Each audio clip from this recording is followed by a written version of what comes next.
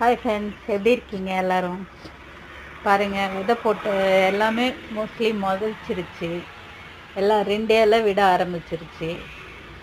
நான் விதை போடுவேன், வராது. மண்ணில் போட்டால் அது வர்றது கஷ்டமாக இருக்குது. என்ன விதை போட்டுரும், நம்ம ஒன்று போடுவோம், களை செடி ஒன்று வரும். அந்த இதுக்காக தான் இந்த மாதிரி கப்பில் போட்டு கொக்கோபீட் மண்புழு உரம் கலந்து கப்பில் வச்சு போட்டதுனால விதை நல்லா முளைச்சிருக்கு. இதில் ஒரு பெனிஃபிட் இருக்குது. என்ன சொல்லுங்கள், மண்ணில் போட்டால் அது என்ன களை செடி வருதா இல்லை நம்ம போட்ட விதை வருதான்னு தெரியாது. இதில் மட்டும் நம்ம போட்ட விதை மட்டும்தான் வரும். அதை வச்சு கண்டுபிடிச்சிடலாம் நம்ம போட்ட விதை தான் வந்திருக்கு அப்படின்னு.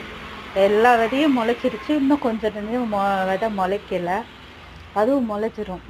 அவரை, பீன்ஸு எல்லாமே முளைச்சிருக்கு, நல்லா தான் முளைச்சிருக்கு.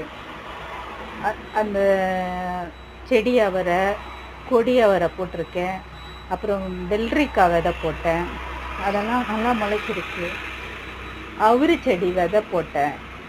அவரி செடி விதை ஒன்று முளைச்சிருக்கு. அது பார்ப்போம், அது அவரியா இல்லை வேறு ஏதாவதா. இதில் வேறு களை செடி வராது. அதனால தான் இது மாதிரி கப்பில் வச்சு போட்டிருக்கு. கொக்கோபீட்டும் மண்புழு உரமும். ஏன்னா களை செடி அதில் வராது. நம்ம போட்ட விதை தான் முளைக்கு வந்து பாருங்கள், அழகாக முளைச்சிருக்கு.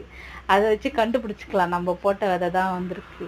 போன வாட்டி விதை எல்லாம் போட்டேன், வந்தது எந்த விதை வந்திருக்குன்னு பார்த்தா அப்புறம் பார்த்தா களை செடி, நிறைய களை செடி தான் வந்திருந்தது.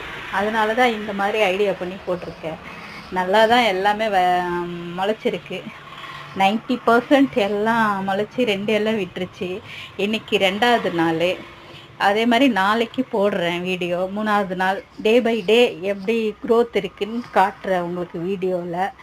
பாருங்கள், வீடியோ பாருங்கள், சப்ஸ்கிரைப் பண்ணுங்கள், கமெண்ட் பண்ணுங்கள், பிடிச்சா லைக் பண்ணுங்கள், ஷேர் பண்ணுங்கள்.